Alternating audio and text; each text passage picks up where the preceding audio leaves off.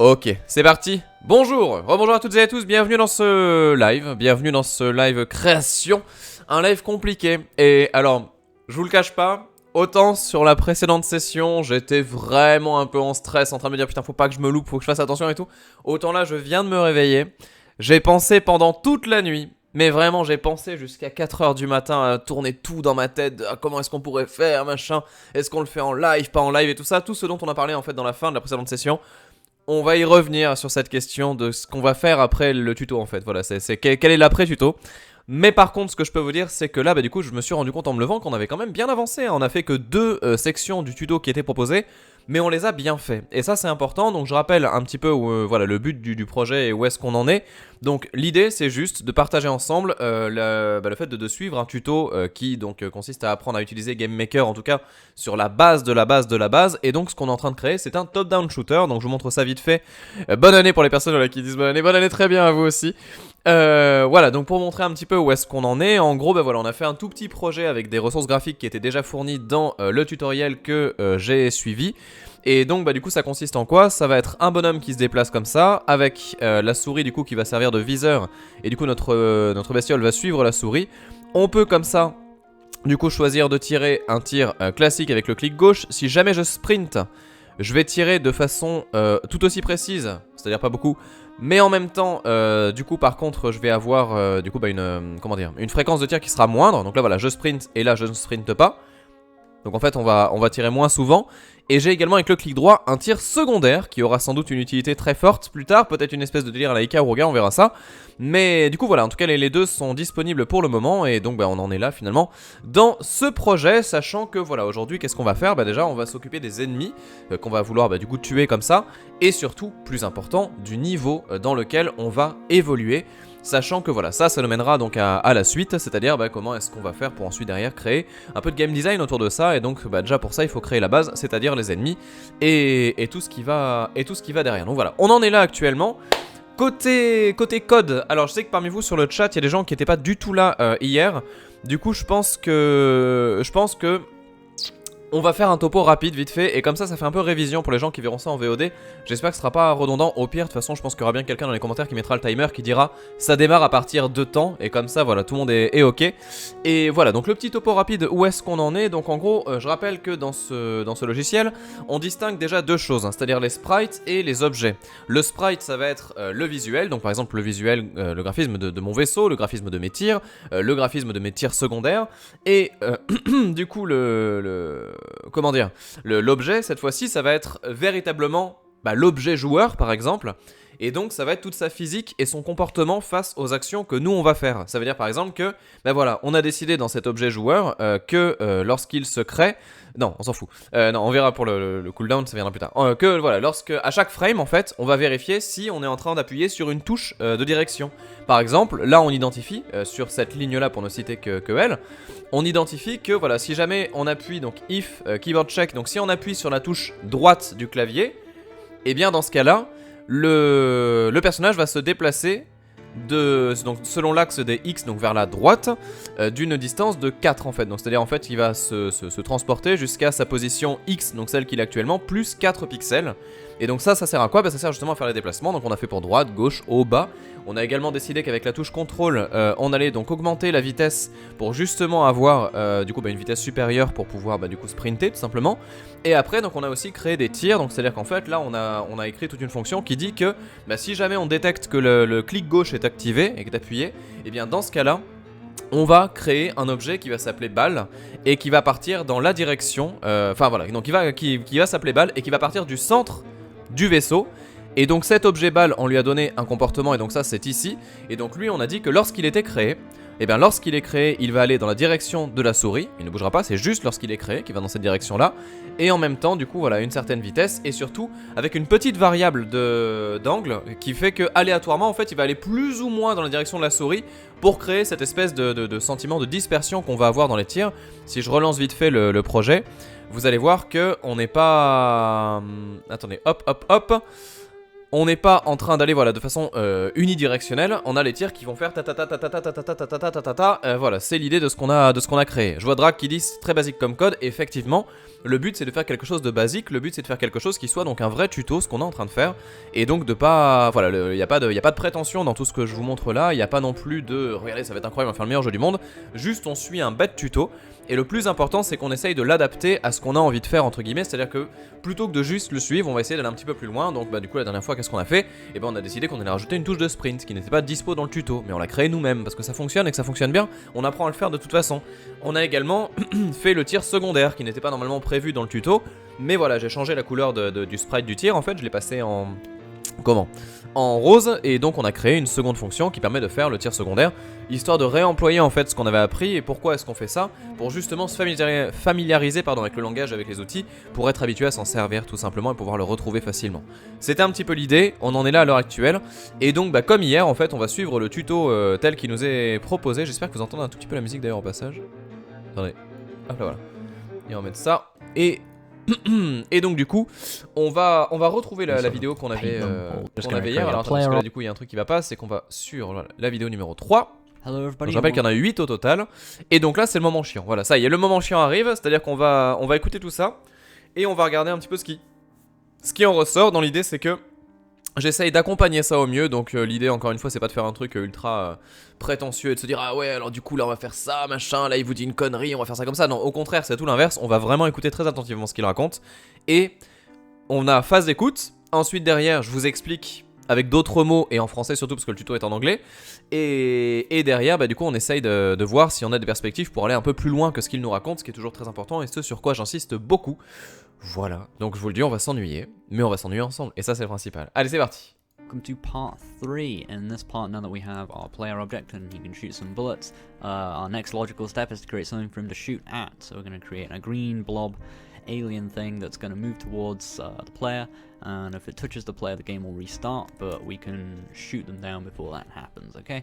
But before we do any of that, our game currently is just set to the sort of standard GameMaker setting of 30 frames a second. We're going to change that, so we're going to make the game 60 frames a second, and we're going to smooth out some of this. You can see when the player rotates, like there is a little bit of sort of like pixelatedness or like artifacting happening on the edges of the sprite just from the way it's rotating.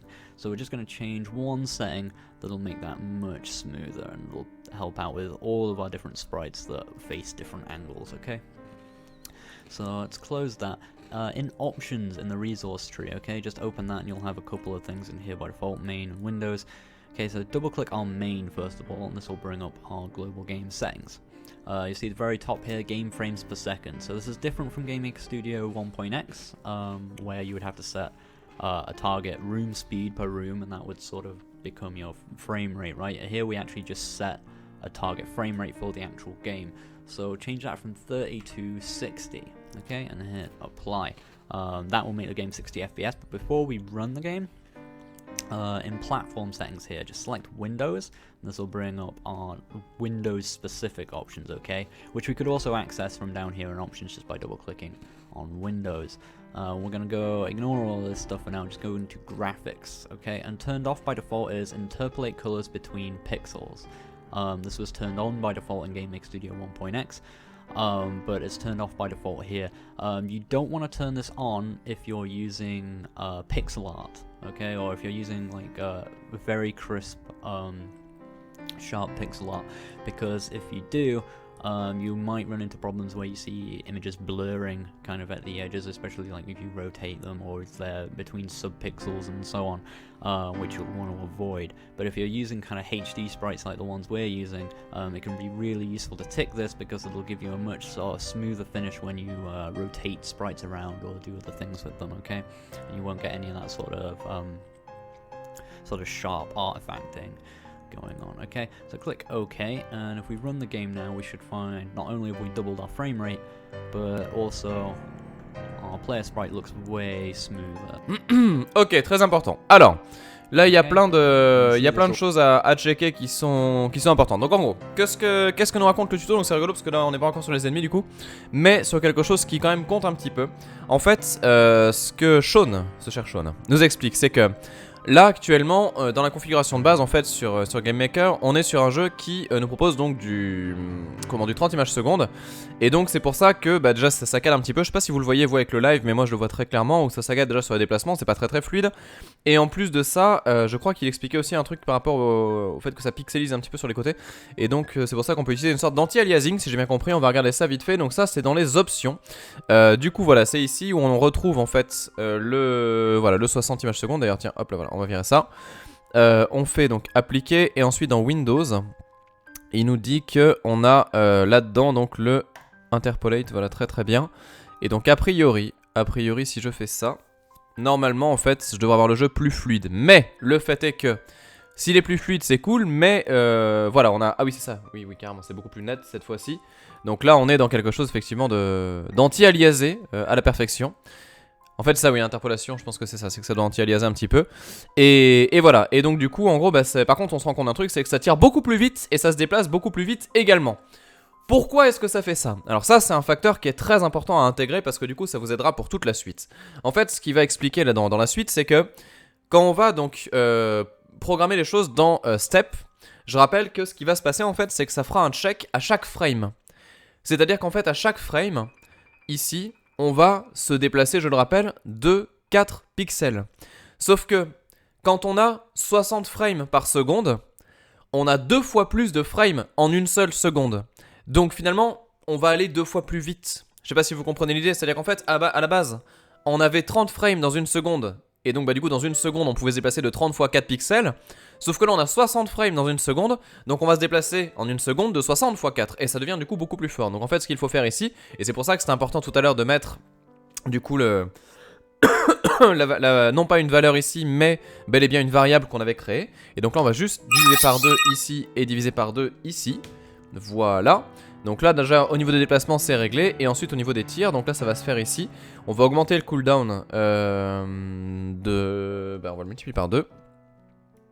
Alors cooldown là ça sera ça. Et là ça sera 6. Et là ça sera re-10.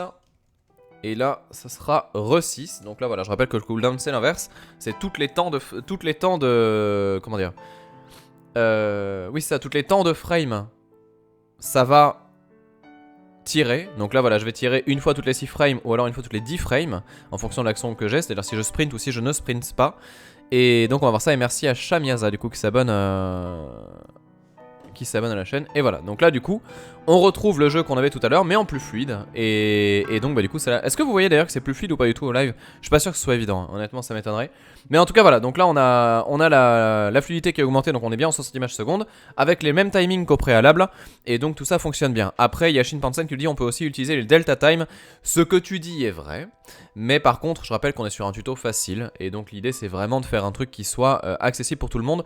En fait, vous allez me dire plein de fois, oui, mais là tu pourrais écrire ça comme ça, tu pourrais faire ça comme ça, surtout voilà, dans ce genre d'exemple là.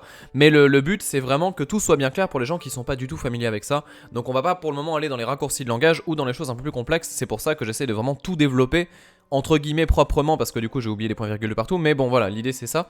D'ailleurs j'ai une vraie question, parce que j'ai toujours pas la réponse. Le point virgule pour les if, on le met où? Je le mets là? Ou ça n'a aucun sens ce que je fais là? Parce que je sais pas, j'ai l'impression qu'il me manque des points virgules en fait pour les if, mais je sais pas où les placer. Si vous avez l'indication à me donner là-dessus, honnêtement je serais vraiment ravi. Voilà, allez. Donc du coup c'est très bien. C'est très bien, on va pouvoir... Ah, il n'y a pas de point virgule, d'accord, comme ça règle la question. Donc là en fait mon truc est bien écrit en fait, ça que vous êtes en train de me dire? Ah mais c'est bien ça. D'accord, super, très bonne nouvelle, merci beaucoup. It all looks way better, okay, just from changing those two simple settings. Okay, so it's time to make our enemy object. Before we make the object, the first thing we want to do is create the sprite. Okay, so right click in sprites and hit create, just as we've always done. We're going to call this SPR_enemy. And I'm going to import this guy right here, this green enemy image. Yes, and make sure we center that origin, middle center. Okay, you can see the crosshair move to the right place.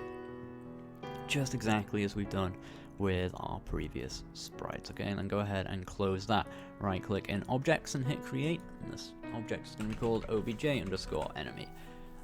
Make the sprite match just in the exact same way, SPR_enemy, so that this is now a blueprint for our enemy instances. Okay, and this is what Ok, donc là encore une fois on va continuer, donc ça c'est de la révision, juste du coup vous m'avez dit que le point virgule que je devais mettre c'était ici en fait, c'était après chaque instruction, donc ça on va le mettre, histoire de bien écrire les choses. Je suis pas un bon exemple encore parce que bah, du coup j'ai pas tout ça en tête, mais par contre c'est vrai que c'est important de s'habituer très rapidement, ça je m'en suis rendu compte quand j'avais fait mon précédent projet. C'est important de s'habituer très rapidement à bien écrire les choses parce que du coup c'est beaucoup plus clair pour la suite et vous le retrouvez beaucoup plus facilement et ça évite les erreurs à la con. Et voilà, c'est pour ça que du coup par exemple je vous avais dit pour les ifs c'est bien de mettre les crochets même si vous avez qu'une seule fonction parce qu'au début ça vous oblige à le mettre à chaque fois en fait. Et donc ça c'est important. Donc là qu'est-ce qu'il nous raconte? Bah du coup c'est révision par rapport à la dernière fois. Donc je rappelle que du coup le sprite c'est le visuel, l'objet c'est la physique et donc on va créer le sprite de l'ennemi. Donc on fait créer un nouveau sprite qu'on va intégrer du coup dans notre banque de données. On va du coup voilà donc SPR ennemi. Voilà, SPR pour sprite underscore ennemi pour le nom du truc. Ensuite on importe une image, donc ça je rappelle que toutes les images sont disponibles sur la sur la description du tuto que je vous fais là en ce moment même. Et donc bah, du coup comme ça voilà, tac, on a le sprite de l'ennemi qui est disponible, c'est parfait. Et je crois que, alors je sais pas comment il va nous faire le truc, mais normalement on est censé mettre l'animation aussi de... Parce que du coup, alors je sais pas si on le voit là. Non, il n'y a pas encore les collisions, il n'y a rien. Bon, on verra ça plus tard, mais... En fait, normalement, là on est censé créer une sorte d'animation qui va être ici. C'est-à-dire que là, par exemple, je peux du coup mettre le deuxième icône d'ennemi où en fait il va flasher. Et l'idée sera de dire, ben voilà, quand il y a contact avec une balle par exemple, et ben tu clignotes. C'est-à-dire qu'en fait tu vas te mettre sur le visuel numéro 2 et ensuite quand ça touche plus, tu te remets en visuel numéro 1. Ce que vous comprenez par là, c'est que ça touche du coup visuel numéro 1, enfin non, ça touche, ça devient blanc. Ça touche plus, ça redevient normal. Et en fait, du coup, dès que tu tires, tu vas avoir un flash blanc. C'est un feedback important. Bon, là, on le fait pas parce qu'il nous le demande pas. Mais ça pourrait être quelque chose de pertinent. Et donc, maintenant qu'on a fait ce sprite là, donc ensuite, on va aller dans objet. On va créer un nouvel objet. Et donc là, on va faire donc objet ennemi. Voilà, très bien. Et donc, le sprite qu'on va mettre, c'est donc celui de l'ennemi cette fois-ci, qu'on vient donc de rajouter. On sauvegarde et on regarde la suite du tuto. C'est parti. How they behave. Ah, il n'y a qu'un seul The N. first event we're going to add for our enemy object is actually the create event, okay? So whenever an instance of the enemy object is created. And let's just go ahead, I'm just going to click this button, or you can also press F12. That will actually just unfold all of these sort of external docs and windows. You can bring them back individually just by clicking on each one, or you can bring them all back by clicking that again, or by pressing F12. I'm just going to close that down just to give us a bit more space to work with. Okay, so in the create event for our enemy, what I'm going to do is get rid of all this and type HP equals 5. Okay, and that's just going to be our first line. So all we're doing there is defining another variable, just as we did with cooldown in the episode on shooting. Okay, we're just picking an arbitrary word that we made up.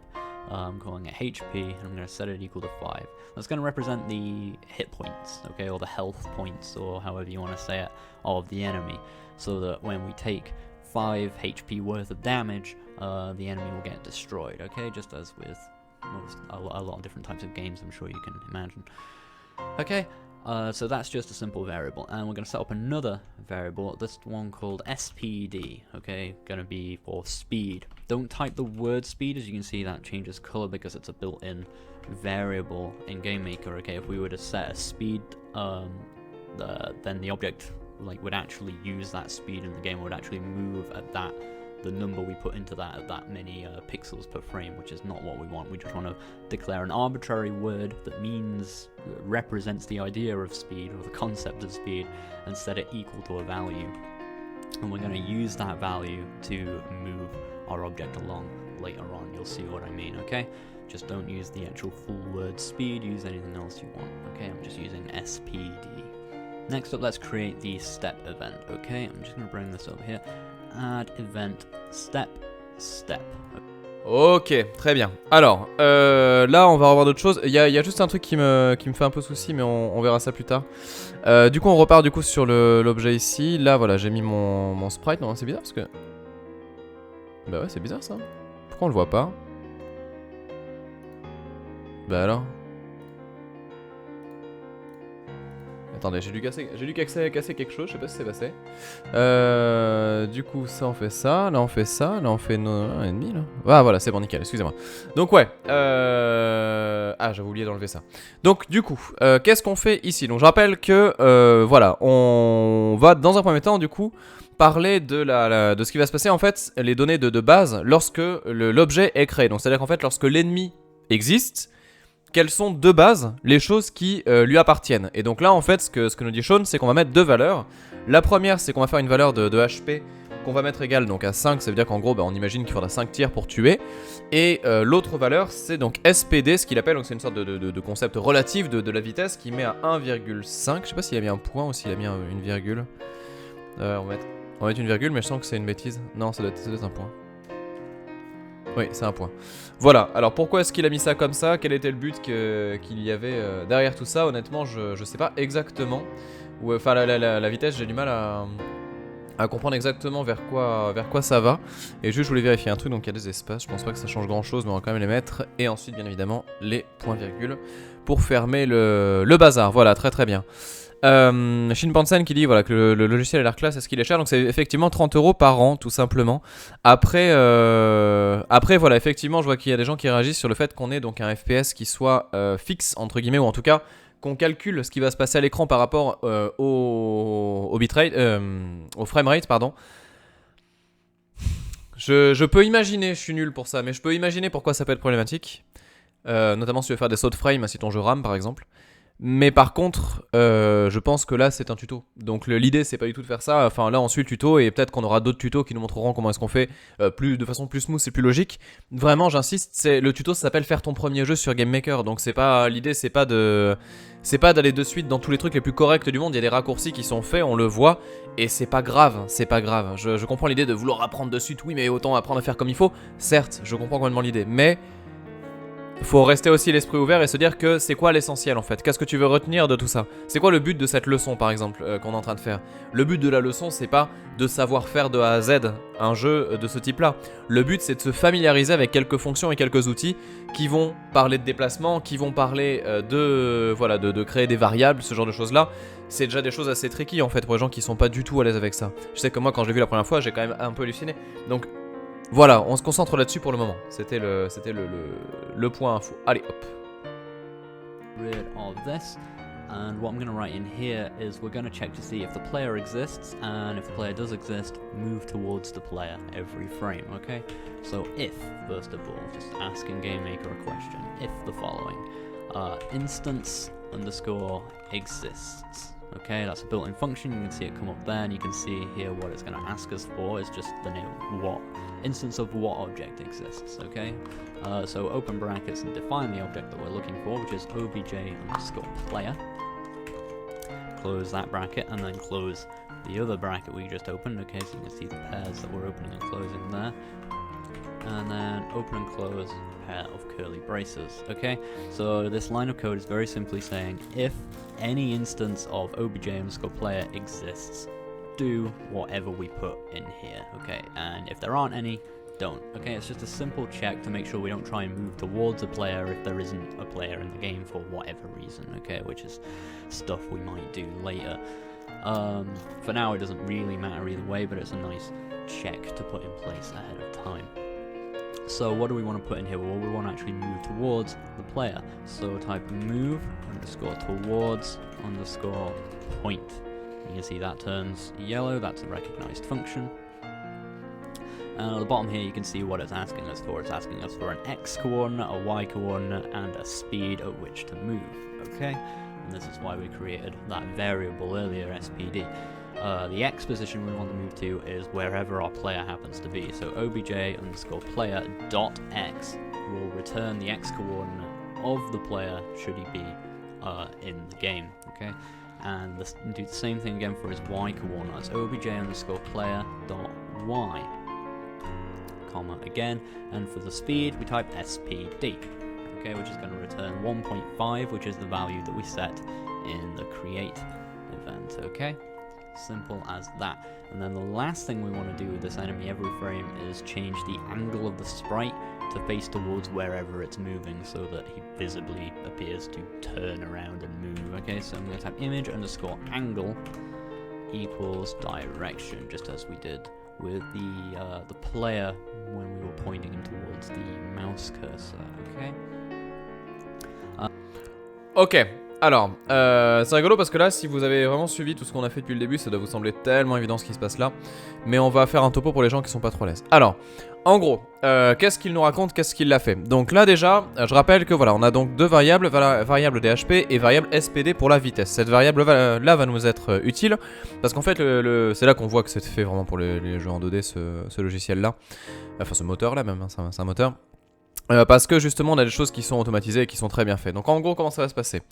Là en gros ce qu'on va décider c'est que on va essayer de voir à chaque frame, enfin on va encore une fois voilà dans le truc step créer un comportement pour qu'il va être vérifié à chaque frame. Et donc là voilà on veut que en gros si jamais il y a le joueur à l'écran, donc si jamais on joue, et ben l'ennemi va aller vers nous, tout simplement. Et donc comment est-ce qu'on fait ça?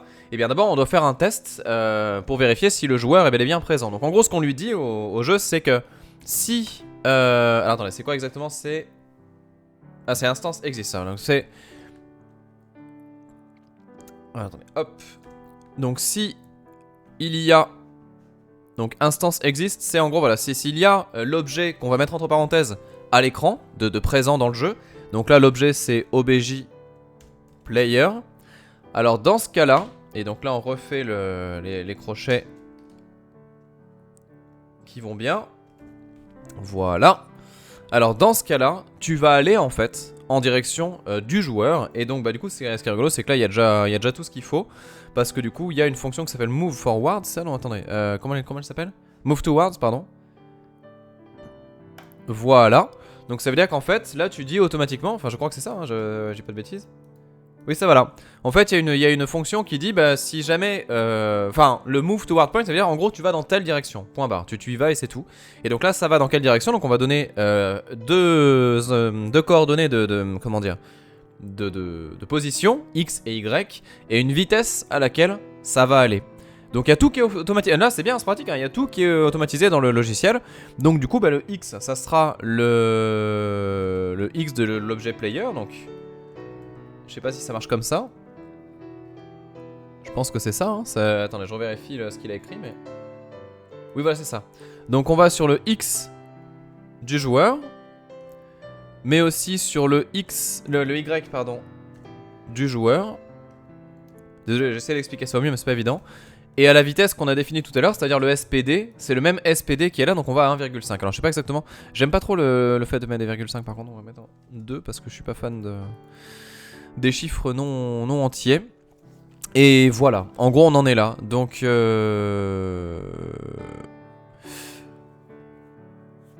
je vois un truc trop cool de The Catalyst. Voilà, donc en gros comment ça va se passer?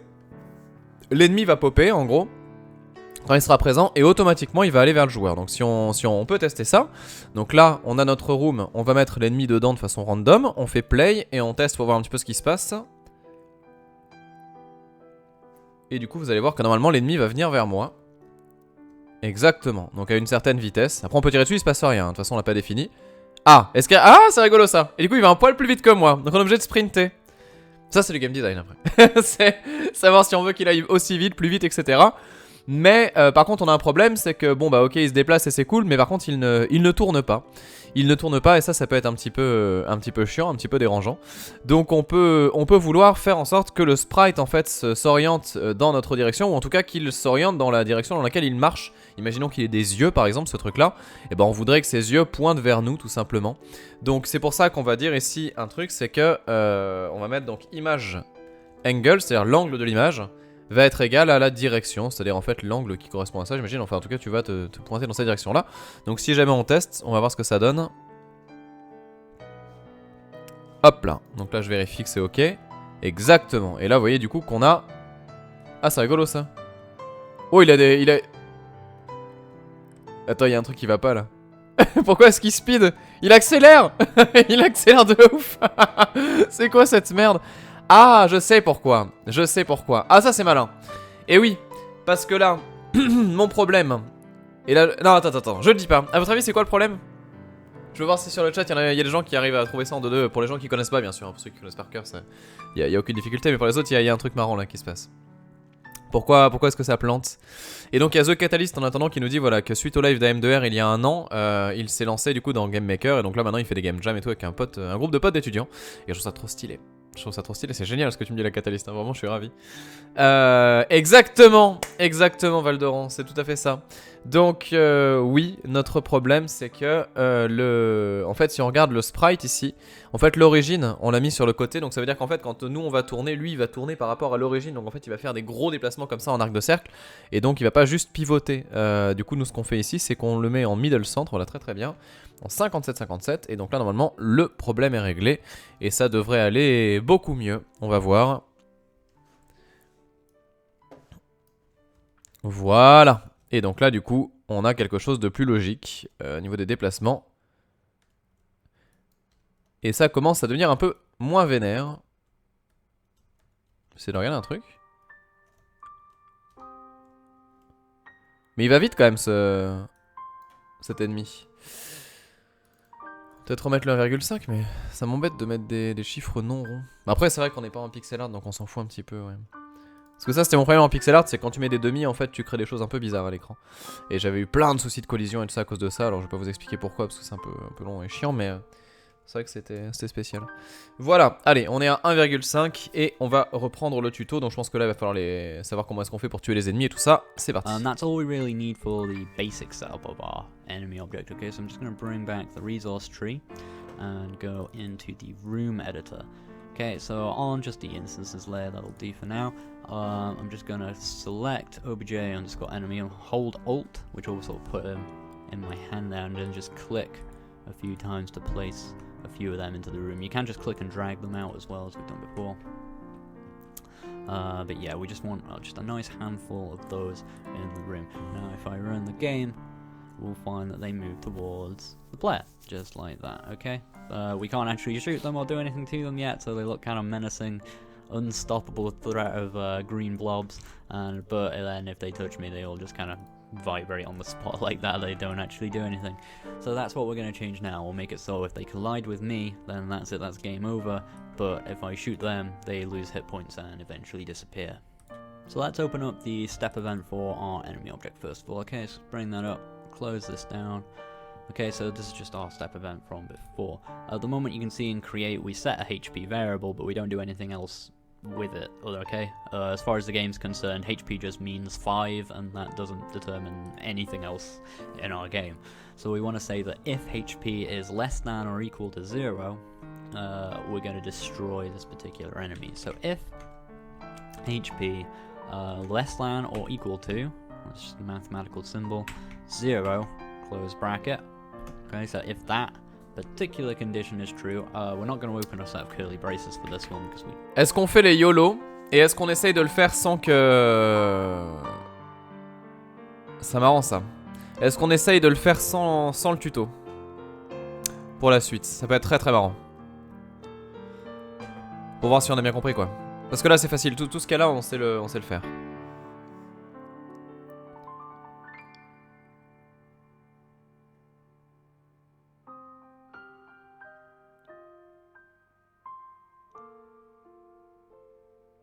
Je réfléchis hein.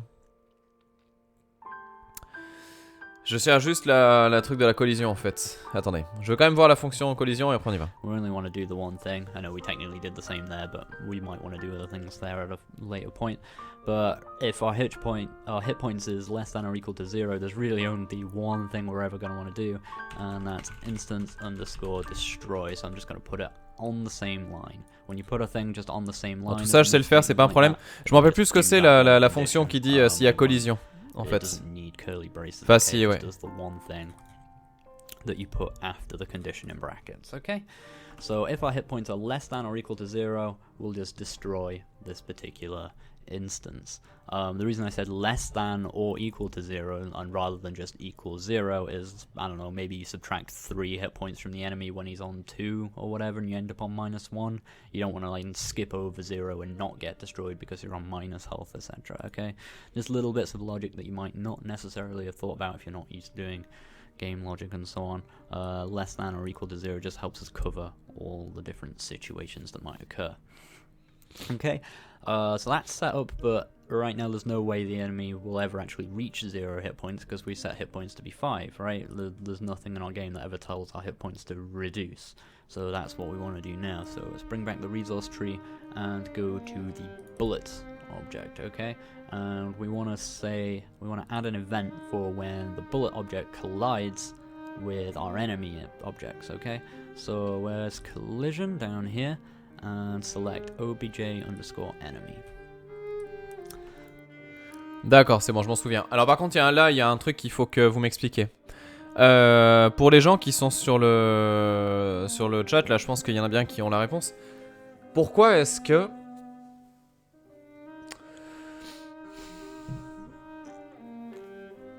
Ouais, je sais pas. Pourquoi est-ce qu'il met ça sur l'objet balle et pas sur l'objet ennemi en fait? Je comprends pas.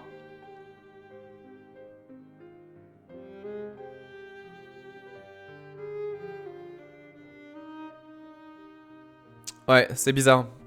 C'est bizarre, je comprends pas ça en fait. Du coup, bon, attendez. Déjà, on va faire donc le truc de l'ennemi ici. Donc, ce qu'on a dit, c'est que du coup, si jamais... Donc, encore une fois, autre truc. Si jamais l'ennemi, du coup, voilà, n'a plus de vie. Donc, c'est si jamais... Attends, il a mis quoi du coup? Attendez. Il a juste mis le HP, il n'y a pas eu de fonction de... non, c'est ça. Ouais. Donc si jamais HP est inférieur ou égal, donc je crois que c'était égal inférieur à 0. Alors dans ce cas-là...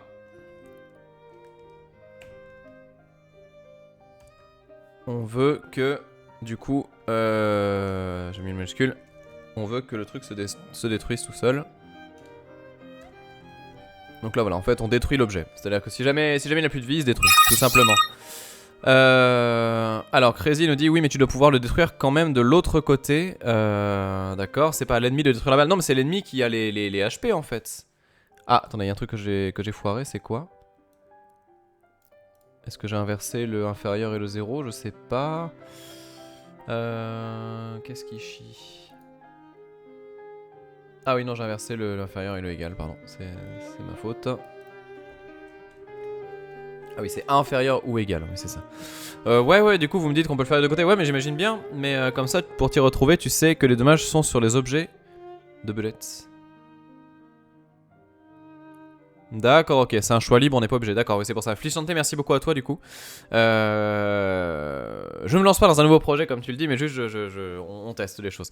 Donc ouais, du coup voilà, c'est bon, j'ai fait mon machin. Excusez-moi, j'ai oublié d'enlever la vidéo. Excusez-moi. Donc j'ai écrit du coup le HP en inférieur ou égal. J'ai mis le instance destroy pour dire que voilà, en gros, si jamais les HP sont du coup négatifs ou égal à 0, et bien dans ce cas-là, l'objet est détruit. Donc là, jusque là tout va bien, ça veut dire qu'en fait quand on va tirer, on va vouloir réduire les HP. Mais ouais, du coup j'ai je sais pas. Alors Shinpansen nous dit les deux sont bons, c'est comme tu le sens, tu peux même créer un troisième objet omniscient qui teste les collisions entre les deux autres, c'est à toi de voir. Ouais, j'imagine bien, mais c'est vrai que pour moi c'était plus logique de se dire que tout était contrôlé sur les ennemis pour les dégâts. Mais après c'est vrai que c'est logique de se dire combien de dégâts va faire une balle. Que telle balle va faire 1 dégât, telle balle va faire 2 dégâts, et donc du coup en fait tu vas contrôler ça avec l'objet balle et pas avec l'objet ennemi. Bon, admettons. Alors, on va sur le bullet. Et on va faire donc, si jamais il y a donc collision ici avec l'objet ennemi. Donc c'est ce qu'on a créé ici. Donc que se passe-t-il si on a collision avec l'objet ennemi? Bah normalement, alors est-ce que c'est tout simplement HP égale HP-1? Non, c'est pas possible. Ça me semblerait fou que ce soit un truc comme ça. Parce que du coup... Ah merde, excusez-moi, c'est le raccourci clavier. Ah chiotte, je dois relancer toute la vidéo et tout. Parce que... I'm going to be showing you step by step how to run. Et oui, ça. Attendez, je remets là où on en était. Hello. Step event, okay? I want to put in here. Do the same thing again for right. P is less than actually do anything. So we'll find that they move towards non, the player. Just if I shoot them up, close this down. Okay, so... Alors attendez, juste je... Je réfléchis.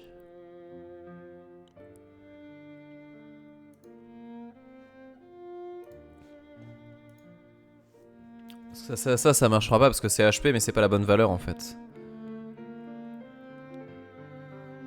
Parce qu'il y a plein de trucs qu'on peut faire. Déjà faut faire de l'hitbox, clairement. Donc ça comment on va suivre le truc parce que j'ai pas envie de vous embrouiller dans mon embrouillage. Parce que moi je sais à peu près où je vais mais je veux pas faire de la merde. Alors hop. This is just our step event from before. At the moment you can see in create we set a HP variable but we don't do anything else with it, okay? As far as the game's concerned, HP just 0. We're going to destroy close bracket. Hit point 1 can be hit point.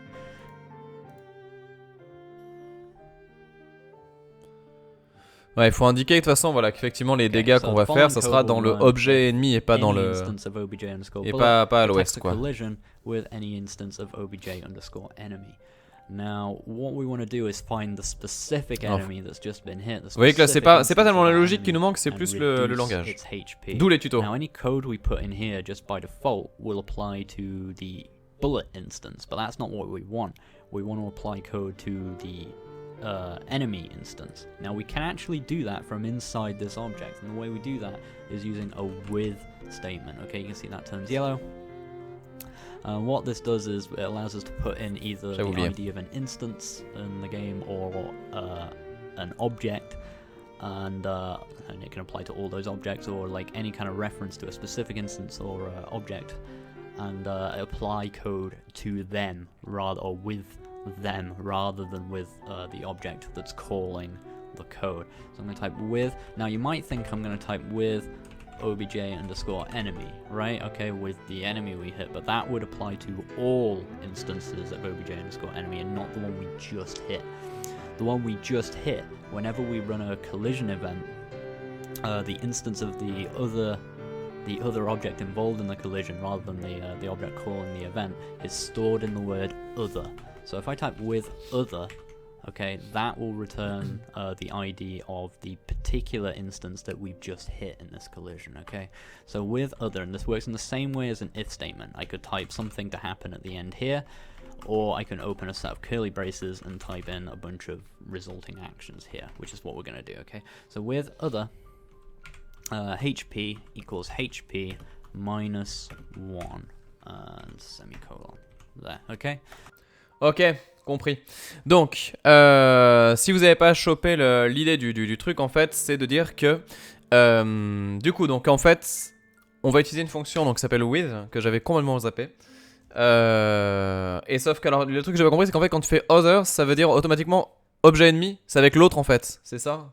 Donc c'est pas la valeur donc de la balle, mais c'est la valeur de l'ennemi qui est en collision parce qu'on a mis ici dans l'événement 6 collisions avec l'ennemi en fait. C'est ça l'idée, mais on peut aussi écrire, on peut très bien changer la valeur d'autre chose, j'imagine. Imaginons qu'on ait, je sais pas moi, une porte à ouvrir et qu'on ait un interrupteur sur lequel on va tirer. On peut très bien dire que si jamais il y a collision avec l'ennemi, tu vas faire bouger la valeur de l'objet porte éventuellement qui va s'ouvrir ou se fermer. Je pense à ce genre de choses là.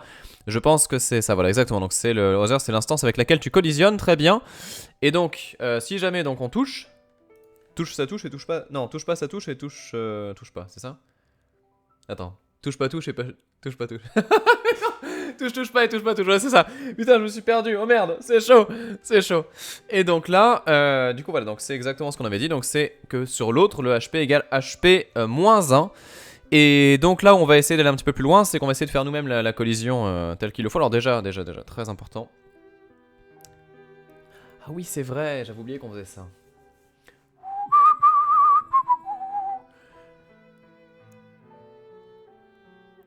Ouais, on va aller plus loin tout à l'heure. Donc ouais, du coup, ça c'est bon. Alors attends, est-ce que c'est vrai ce que je raconte? Après, du coup, il faut faire la collision. Donc ça va se faire ici automatiquement. Normalement, si je dis pas de conneries, on peut créer un masque de collision qui va se faire normalement ici. Et c'est là où tu peux dire que tu veux faire le masque de collision, voilà, très bien. Et donc en fait, soit on le fait carré, soit on fait en sorte qu'il prenne juste l'image en PNG. Mais alors là, je suis curieux de savoir comment est-ce qu'il va le faire. Precise, voilà, exactement. Et donc là, je pense que tu peux le faire quand même très précise. Exactement. Et là en fait on peut adapter et dire qu'on veut que la collision soit uniquement sur... donc là en fait tout ce qui est enfoncé là, tout ce qui est dans la lumière, ça appartiendra à jour. Voilà, tout ce qui est enfoncé finalement c'est de la collision. Alors le truc c'est que nous techniquement on voudrait pas que ça fasse ça hein, en vrai. On voudrait vraiment que ça soit plus, j'imagine, le bout ici. Ouais. Pour moi ça c'est pas mal comme collision. Parce que du coup la traînée en fait n'est pas une munition entre guillemets. Ouais, voilà, ça pourrait être le masque de collision qui serait là-dessus. Donc on va juste vérifier que ça va fonctionner cette connerie. On fait sauvegarde, on fait la même chose sur l'ennemi. Donc lui par contre on fait collision exactement sur la totale. Donc là lui on lui dit qu'on le veut en mode précis avec une tolérance plus basse. Et voilà, il faut absolument que ça soit au niveau de ça. Et donc là si on fait sauvegarder, alors ça je crois qu'en mémoire ça bouffe assez vénère par contre.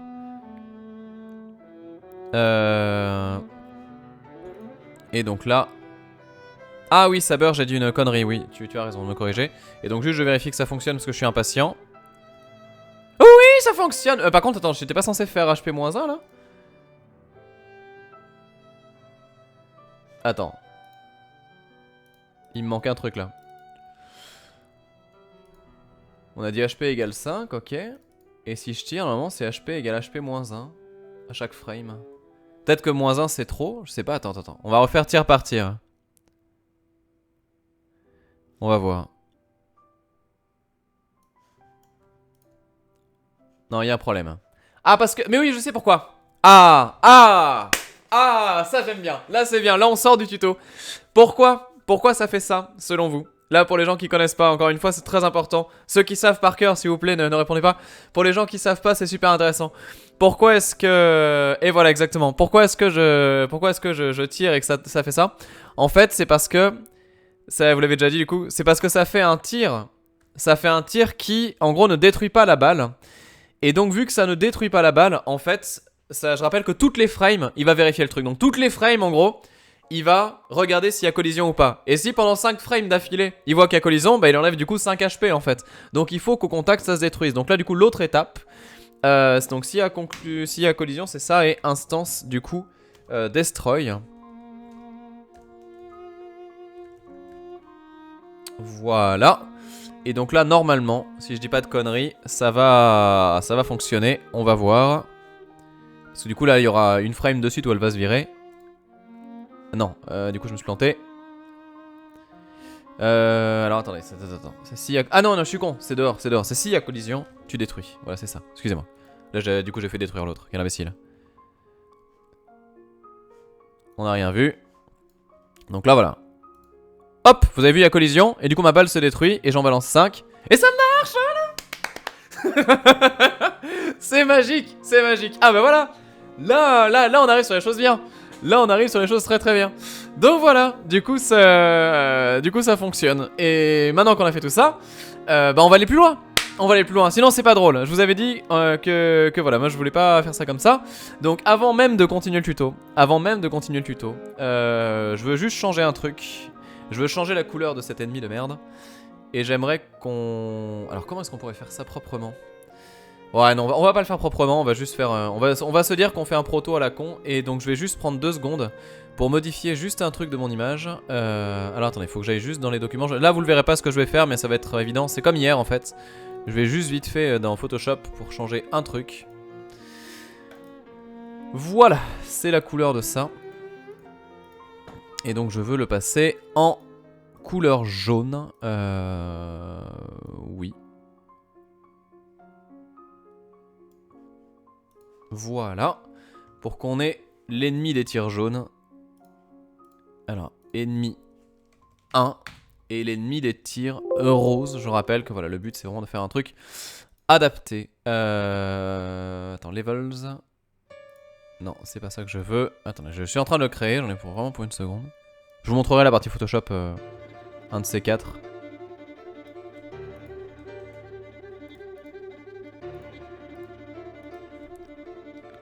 Ennemi 2, voilà, très bien. Donc, du coup juste le sprite ici on va le changer. On va faire importer et on va mettre du coup l'ennemi en jaune. On dit oui, très bien. Et donc là comme ça on a l'ennemi jaune pour les tirs jaunes et on aura l'ennemi rose pour les tirs roses. Sachant que ça on peut le changer ici. On peut faire un duplicate. Voilà. Sauf que la différence c'est que lui on va l'appeler ennemi 2 du coup. Et lui on va le mettre en rose. Et ça on verra ça du coup plus tard. Pour comment est-ce qu'on fait pour le faire apparaître et tout ça. Mais voilà, l'idée c'est que le tir rose tue l'ennemi rose. Mais avant de partir dans toutes ces considérations là, je veux voir la suite du tuto pour voir comment est-ce qu'il fait pour l'animation du clignotement s'il le met ici. On va voir. So with the enemy object reduce, with the instance of obj_enemy that we just hit, reduce its hit points by 1. And then the only other thing we want to do, applying this time to the bullet instance, is say instance_destroy. So we'll get rid of the bullet after actually touching the enemy, okay? And then the very last thing we want to do just before we run the game and test this out is go to our enemy object and add the event for a collision with the player, okay? So if this particular instance of obj_enemy touches our player object at any time, what do we want to happen? We're going to keep it really simple for now and just type game_restart, okay? It'll just restart the whole game. There won't be any game over or anything like that. That's something we can do at a later date. We're just going to make it so it's mechanically functional for now and just say game. Alors là ce qu'il fait j'aime pas trop, mais on va le faire quand même. Là en fait l'idée de ce qu'il dit c'est que si jamais on se fait toucher par l'ennemi, le jeu redémarre. Donc en gros tu vas faire ça. Et en fait on dit que, donc à partir de l'ennemi, attendez, est-ce que du coup je suis perdu? Voilà. En gros, on va créer un truc où on dit que si jamais il y a collision entre l'ennemi et le joueur, du coup il y a game restart. Alors moi j'aime pas trop ça. Bah ouais, évidemment. On va aller plus loin. Je rappelle, le dogme de base, c'est aller plus loin que le tuto. Qu'est-ce qu'on peut faire pour aller plus loin? On va... Bonjour aux personnes qui débarquent sur le live au passage, je vois que vous êtes encore une fois très nombreux. Il y aura les rediffs bien évidemment sur YouTube, Monsieur Slash. Et donc, du coup, qu'est-ce qu'on va faire à partir de ça? On a appris à mettre des HP pour... du coup, pour les ennemis. Bah, apprenons à mettre des HP pour le joueur, en fait. Et donc, du coup, ce qu'on va faire, c'est qu'on va faire un truc de HP pour le joueur également. Donc là, du coup, comment est-ce que ça se fait? Donc, on reprend exactement ce qu'on a appris et on essaie de le faire sans trop tricher. Donc, HP égale 3. Notre personnage a 3 points de vie. Parce que 3, c'est un chiffre assez classique. Et du coup, ce qui va se passer, c'est que quand l'ennemi va entrer en collision avec le joueur, donc là on fait collision player, on dit oui, et bien dans ce cas-là, donc with other du coup, c'est ce qu'on a vu, et bien dans ce cas-là, on va faire le... Alors je sais pas s'il faut que j'écrive un HP player ou si HP suffit. Est-ce que ça marche ce truc-là? HP égale HP-1. Est-ce que... Attends, je sais pas si je vais pas faire une connerie là. Est-ce que je dois l'appeler HP player ou est-ce que je peux l'appeler HP aussi? Mais si tu utilises un masque de collision, il n'y a pas de souci, je pense que c'est... On verra ça, ça beurre du coup pour le truc de collision. Ah mais oui, je vois ce que vous voulez dire. On va voir, je sais pas. Donc du coup tout ça c'est ok. Maintenant la question c'est est-ce que ça va marcher cette histoire ou pas?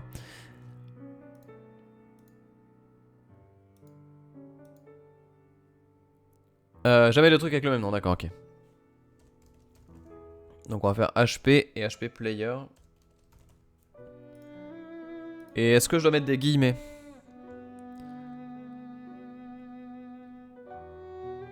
On va voir. On va voir.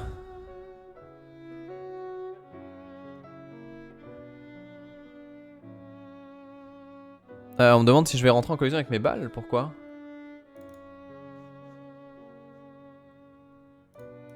Attends, on va l'appeler HP player du coup. Hop là. On peut mettre HP, ça me dérange. On peut mettre HP player, on peut mettre HP, ça me dérange pas. Juste je vais vérifier un truc du coup, c'est que j'ai bien le droit de me faire toucher. Ah merde, attends. Et du coup faut que je fasse... Ah oui, game design. Donc là attends, juste pour vérifier. Si je fais 1, 2, 3, 4. Merde, j'ai trop tiré. Le coup est parti tout seul. En fait je veux vérifier que les HP de l'ennemi ne bougent pas. Donc pour ça ce que je vais faire c'est que je vais tirer 4 balles. Et la cinquième en fait c'est moi qui vais me jeter sur l'ennemi pour voir s'il meurt ou pas. Donc 1, 2, 3, 4. Et là Je suis con. J'ai pas mis que ça détruisait l'ennemi s'il y avait pas de, s'il y avait plus de HP. Donc voilà, donc ensuite par step, donc là on vérifie un dernier truc, c'est que si jamais, entre parenthèses, HP player est inférieur ou égal à 0, alors dans ce cas-là, on a dit que instance destroy. Dans ce cas-là, le bazar se détruit. Donc est-ce que ça va marcher? Je ne sais pas. Faut des frames d'invulnérabilité. Attends. Calmez-vous. On va y aller petit à petit. Hein. Le cooldown en vulnérabilité, il peut se faire. Donc 1, 2, 3, 4. Oui, c'est ça. Non, j'ai réfléchi à un truc, mais non, c'est bon. Donc là, pourquoi est-ce que ça s'est détruit? On est censé avoir 3 HP. Et bah c'est très simple. C'est parce qu'on a le même problème que tout à l'heure. C'est-à-dire que là, en fait, on est sur l'ennemi et on se collisionne. Et du coup, vu qu'on se collisionne, bah, il va rester plus de 3 frames sur l'ennemi. Et donc, du coup, bah, il meurt à l'instantané. Comment est-ce qu'on fait pour corriger ça? Eh bien là, je vous le dis, ça va être compliqué. Ça va être compliqué. En fait, l'idée, ça serait de faire un rebond, en fait. Faudrait qu'on soit éloigné de l'ennemi pendant quelques secondes. Et donc, comment est-ce qu'on va faire cet effet de rebond? Alors ça va être compliqué. Est-ce que c'est vraiment une bonne idée ce que je suis en train de faire? Je réfléchis. Je réfléchis. Faut penser à la balle en fait. Faut penser à la balle. Parce que, alors je sais pas si on le fera maintenant parce que je pense que ça va être complexe. Mais l'idée c'est de se dire que la balle en fait, tout à l'heure on lui a fait faire un truc, c'est qu'en fait on lui donne une direction, une vitesse de base. Maintenant il faudrait réussir à... faudrait réussir à faire diminuer en fait la vitesse petit à petit pour qu'elle revienne jusqu'à 0. En tout cas que ça dure pas très longtemps. Donc faire comme le cooldown en fait. C'est-à-dire que ça te fait aller dans une direction pendant quelques secondes. Mais qui soit plus prioritaire que même le déplacement en fait. Alors, il y a Skyfire qui nous dit: si tu dis que tu es touché par l'ennemi, tu es invulnérable pendant une seconde, le temps de t'échapper. Ouais, mais c'est pas... Il faut quand même que tu aies la collision qui soit marquée quoi. Donc du coup c'est important de pouvoir faire le... Je pense que c'est important. Donc, comment est-ce qu'on va faire ça? Est-ce que je suis pas en train de partir trop loin? Je pense que oui. Alors, ce qu'on va faire, c'est qu'on va le faire après. D'abord, je suis la suite du tuto et quand on a fini le tuto, je vois si on peut aller plus loin de cette façon-là. Restart. And that should be enough. So go ahead and run the game either by clicking that or pressing F5. And you can see now when these guys get closer, well, as you can see, what they are actually touching the player there. It just doesn't look like it, and that's something we'll cover in a second. But you'll see if I shoot at these guys now, they get destroyed. And you'll notice that the bullets destroy seemingly a bit early, and you'll notice that the enemies seem to touch the player a bit early, like they're not actually covering one another. So why is that? Well, that's what we're going to fix now, okay? The problem is, if we go to SPR_player and open down here what's called collision mask, you'll see the problem, okay? This is our collision mask for this sprite, and any object that uses this sprite. This is the box that the game is using to tell whether or not an instance with this sprite is colliding with another instance, and as you can see, it covers all kinds of space around the player that is not actually touching the player. Okay, you can increase alpha tolerance on this to sort of make it fit the sprite more exactly, or you can do what I'm going to do, which is just place them very manually and specifically. You'll notice I'm making this particular box of the player way smaller than the player actually is, okay? And that's just sort of a game design thing. You can do it however you like, but I find generally players tend to forgive you if an enemy, say, it looks like it touched you but the game let you get away with it. Players tend to think that's fine and they don't really complain about that lack of realism. Whereas if, say, what happens in our game currently happens and you die even though it looks like the enemy was nowhere near you, players will definitely protest, okay?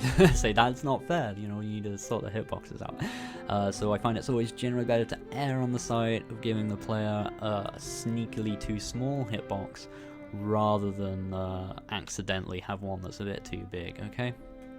That's the side I prefer to err on. But okay, once you've sorted it for the player sprite, you can close that. But then we need to make sure it works for all of our sprites. Like the bullet, like that's way too big. We only really care about this one being on the very tip, okay, of this bullet. Okay, so only like a collision with this space should really count. Okay, let's close that. Open sp_enemy. And just set this one to be a bit smaller as well. So that we're definitely certain of any sort of collisions going on there. Donc là en gros il répète tout ce que je vous ai montré sauf qu'il vous montre ça de façon plus logique pour la mémoire du jeu. C'est à dire qu'en fait donc il adapte les hitbox et tout ça avec du coup des zones carrées. Ce qui marche aussi hein, dans ce qu'il a fait. Après bon voilà c'est moins précis que ce qu'on a fait nous mais c'est des fois plus juste. C'est ce qui est raconté en fait. Le joueur peut pardonner largement quand tu vas frôler le truc et que tu meurs pas, ce genre de choses là. An enemy, they actually have to really definitely touch you. You can see there for the game restart to actually happen. So it's a bit more. Ok, donc là on a fini le tuto. Bon. Non, je l'ai pas fait celui du player. Ah, c'est bien. Alors, collision. Collision fait nous rêver. Alors moi je préférerais faire une ellipse en vrai.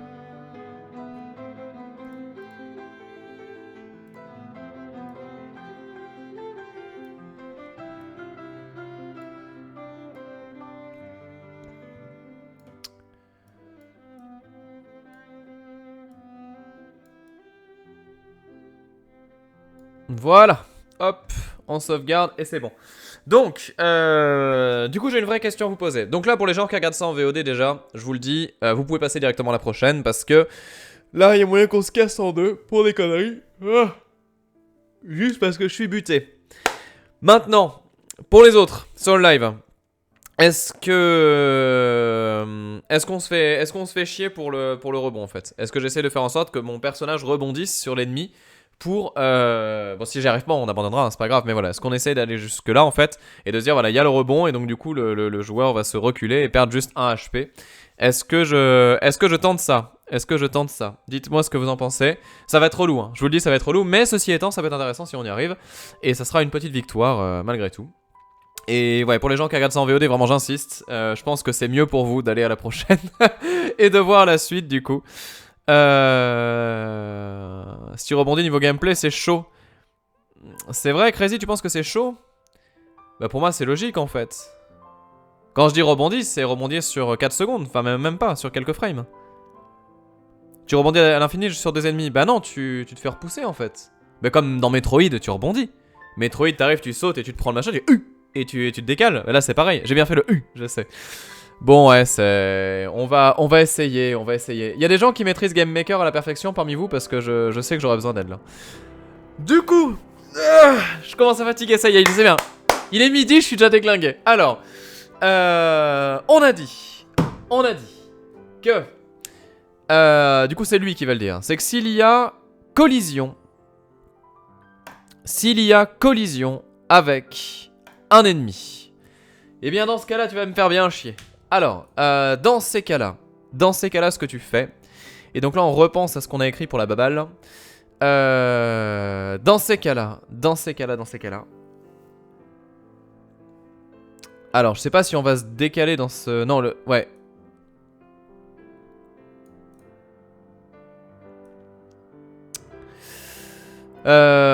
Oui. Alors attendez, je vais copier ça.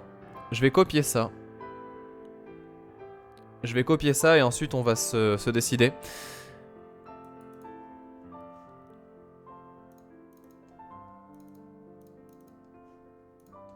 Alors, si... Est-ce que ce que je fais est vrai là? Est-ce que ce que je fais est vrai?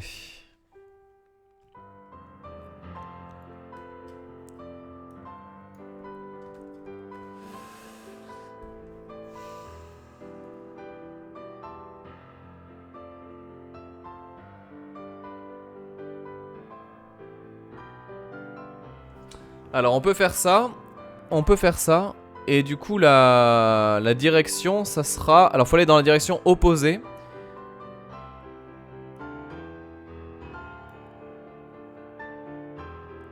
Donc là faut mettre objet ennemi .x et objet ennemi.y. Donc l'idée c'est d'aller dans l'opposé de la direction machin. Je sais pas. Est-ce qu'il faut une frame d'invulnérabilité? On verra après, ça sera plus compliqué. Peut-être acheter aussi à l'objet ennemi que s'il y a une collision avec l'objet player, il perd un HP aussi. Ou non, pas nécessaire ça.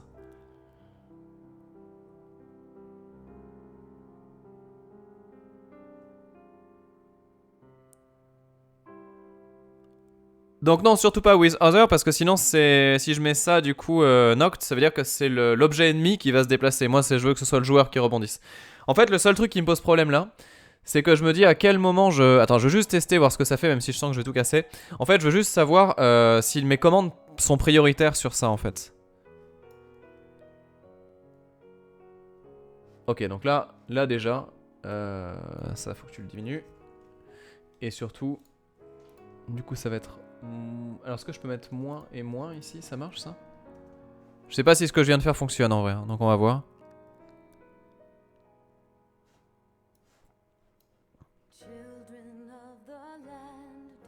Alors non, toujours pas.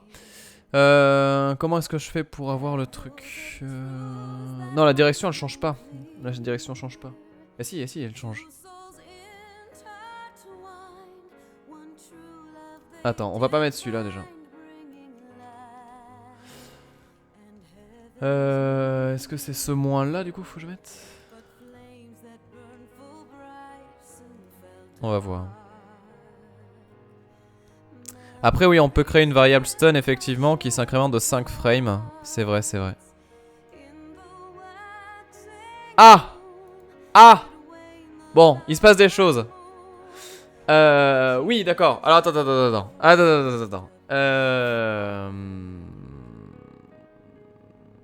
Donc ça déjà ça fonctionne. Ça déjà ça fonctionne. Le problème de ça, bon c'est rigolo hein, sur le principe, mais le problème de ça, c'est que... Ah, j'ai plus de contrôle. C'est ça. Donc il faut qu'on réduise. Ah, il faut qu'on réduise. Donc déjà ça marche. Ensuite, l'autre délire. Donc là en fait ce que j'ai fait c'est que j'ai dit en gros que voilà, s'il y a collision, et ben je vais aller dans la direction opposée à une vitesse de 10. Mais mon problème c'est la vitesse de 10 justement. Parce qu'il faut que je descende de 10 à 0. Et donc là dans ces cas là ce qu'il faut que je fasse, est-ce que je peux mettre... Comment est-ce que je fais pour faire ça?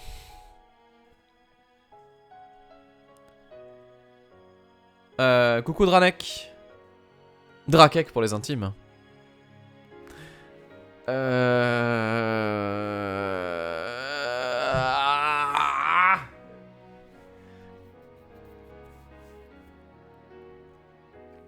Parce que là ça set un truc mais ça le met pas à chaque frame en fait. Et moi je veux qu'à chaque frame ça soit un truc.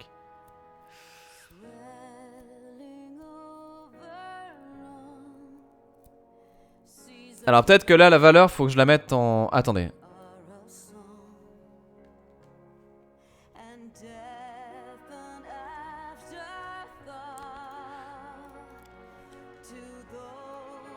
Et peut-être que ça en fait faut que je le mette à chaque step. Je pense que c'est ça hein. Parce que là du coup donc on veut que la vitesse donc soit la vitesse de bounce. Et donc là l'idée c'est qu'en fait dans les variables je dois rajouter donc une variable qui va s'appeler vitesse de rebond. Du coup on avait dit que c'était 10. Et en fait l'idée c'est de faire qu'à chaque frame il fasse machin moins 1 quoi. C'est ça l'idée.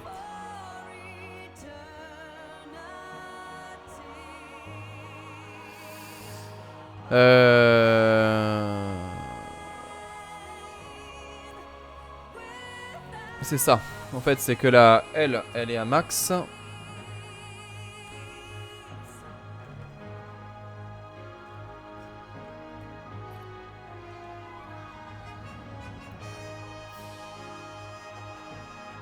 Non, il y a un problème là. Comment est-ce qu'on fait ça? Et ouais, l'idée voilà, c'est de faire une boucle avec speed égale speed moins 1. C'est ça en fait l'idée. Mais il faut une variable de base en fait.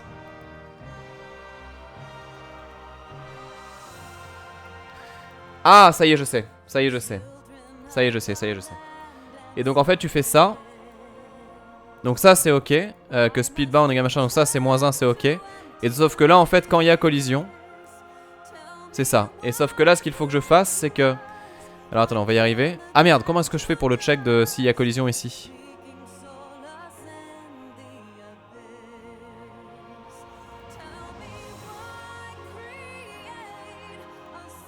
Attendez.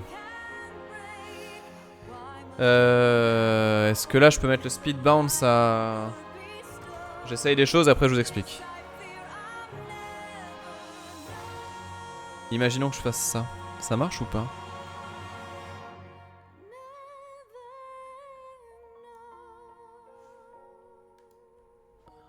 Ouais, non, ça marche pas.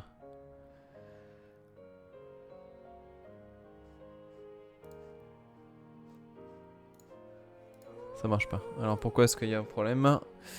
Ça marche pas sur ça. Où est-ce que je me suis loupé? Il y a peut-être un truc que j'ai foiré dans l'écriture.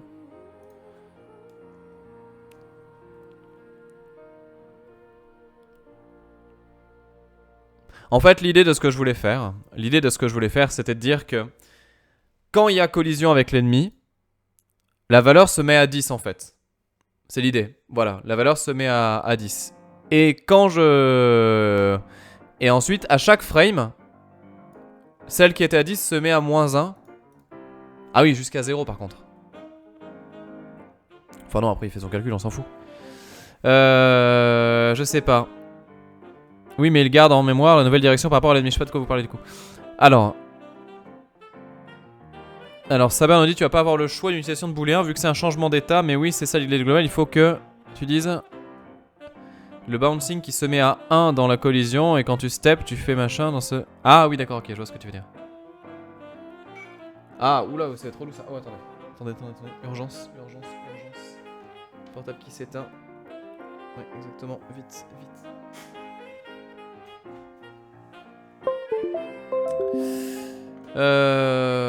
Je sais pas. Je sais pas du coup comment faire. Ah, et si, ouais, non, là, les booléens, je me rappelle plus du tout. Hein. Je sais que j'avais commencé à apprendre ça, mais c'était loin. C'était loin. Je réfléchis si on peut gruger le truc, mais je pense que ça va être compliqué en fait. Ouais. Peut-être que je me perds un peu là. Était-ce vraiment nécessaire?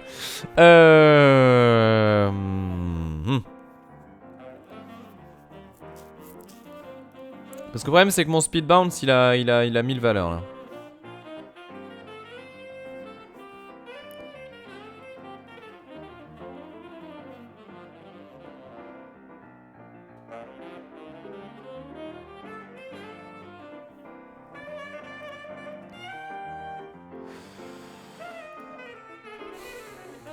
On peut essayer ça, ouais. On peut faire if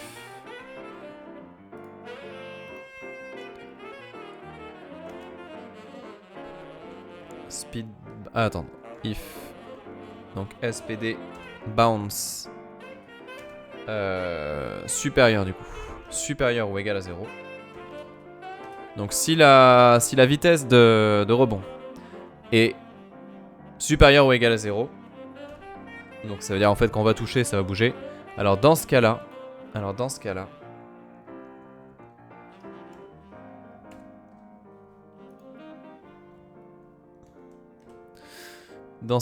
vitesse égale vitesse -1. Voilà, l'idée c'est ça. Et comme ça après quand c'est à 0 ça reste à 0. Est-ce que ça marche ce truc là?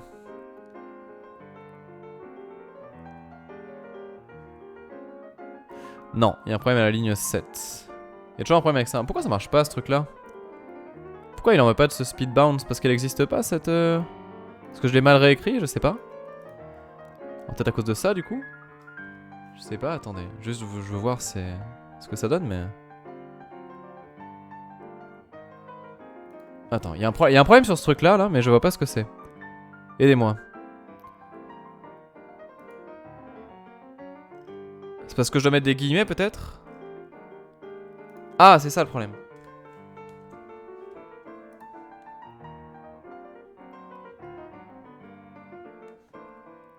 Est-ce que ça plante ou pas? Oui, ça replante. D'accord, ok, ça veut dire que là, il me dit que la variable est pas 7 avant qu'on lise. D'accord, je comprends. Je comprends. En fait, ça, il faut que je le mette à égal 0.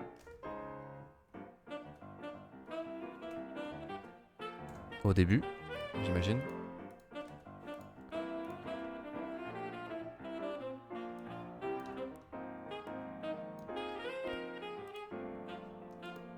Et du coup... plus 10 peut-être. Est-ce que ça marche ça?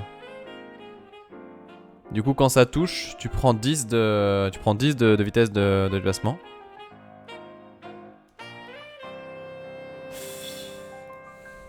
On y est presque, hein. On y est presque. Parce qu'en fait, là, l'idée, c'est que... Alors, c'est peut-être une histoire d'ordre. Je sais pas pourquoi on est sur ce genre de musique. J'imagine que dans cet ordre-là, ça marche pas. Ah oui, c'est dans le create, c'est ça, vous avez raison. There's a time for everyone. If she only... pardon, excusez-moi. je me perds. Donc dans le create, exactement. C'est vrai que vous avez la valeur de base ici, c'est pas chaque frame.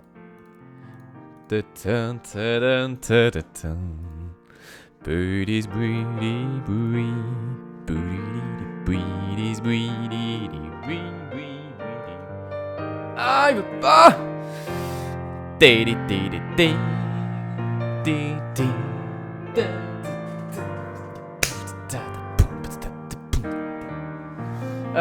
Pourquoi est-ce que tu me fais pas le... Pourquoi est-ce qu'à chaque frame tu me descends pas ce putain de speed bounce de merde? Je ne sais pas.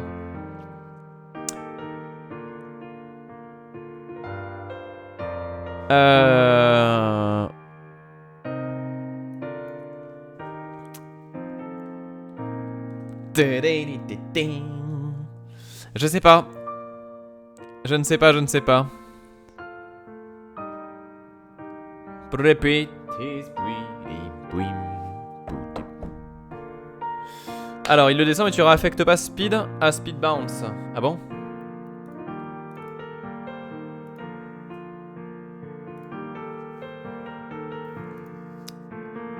C'est-à-dire? Ah, d'accord, ok, ça y est, j'ai compris.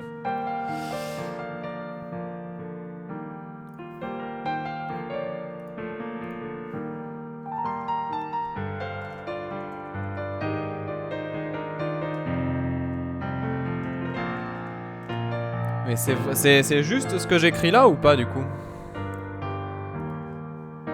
Ça me semble bizarre cette histoire. On va voir, mais ça me semble très bizarre.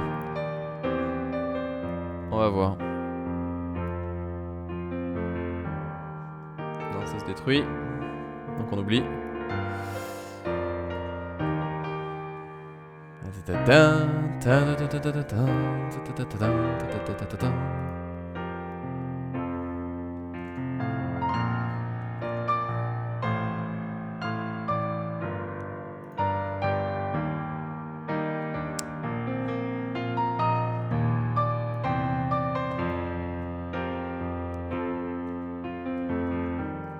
Ah, presque.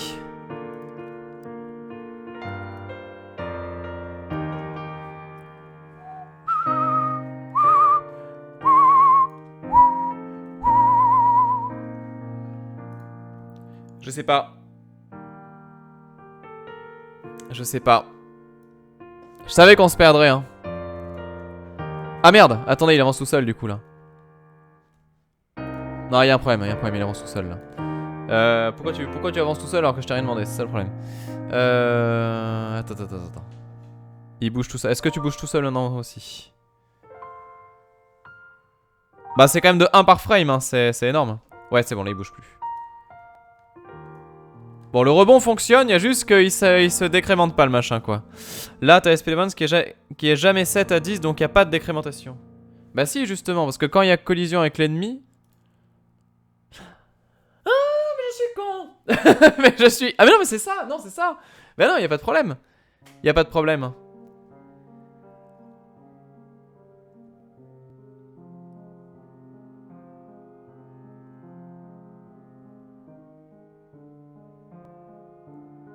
Ben non, attends. Si jamais il y a collision, il se barre à plus 10. Ça on l'a bien compris.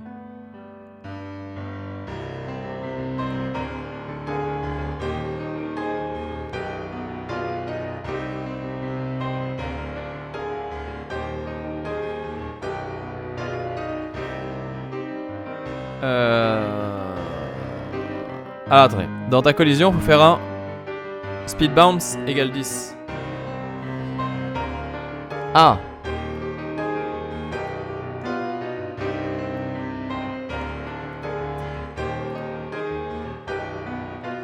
D'accord.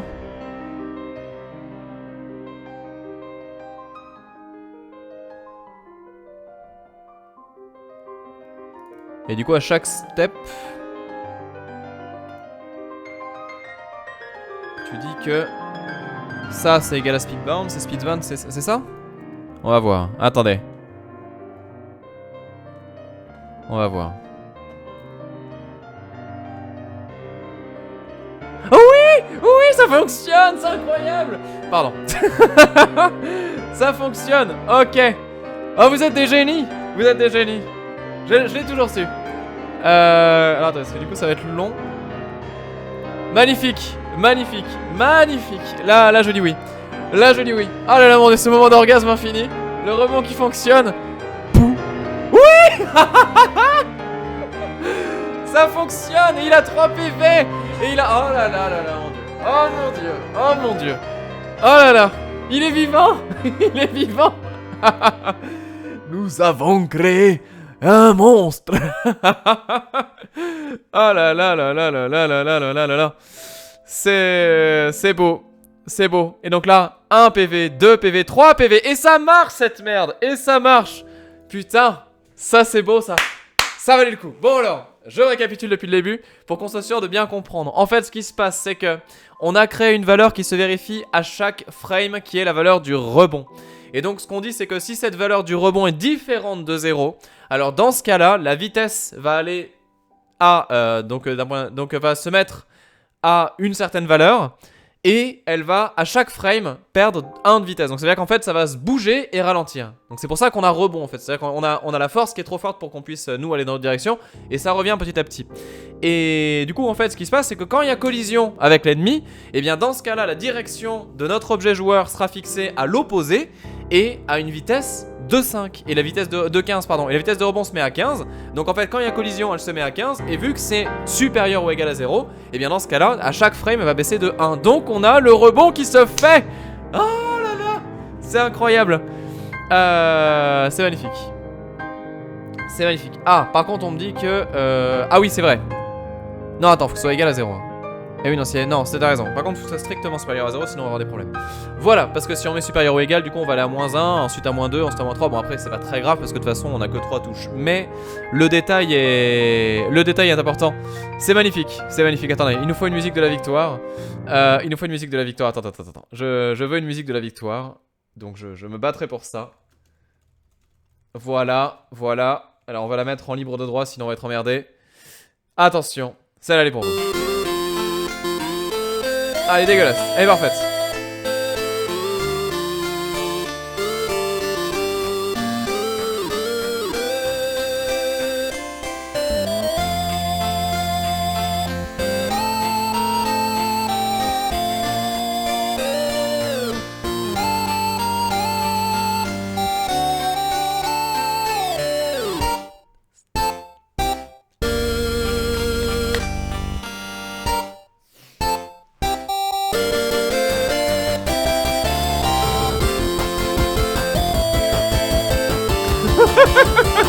C'est bon, ça marche, il est vivant, incroyable.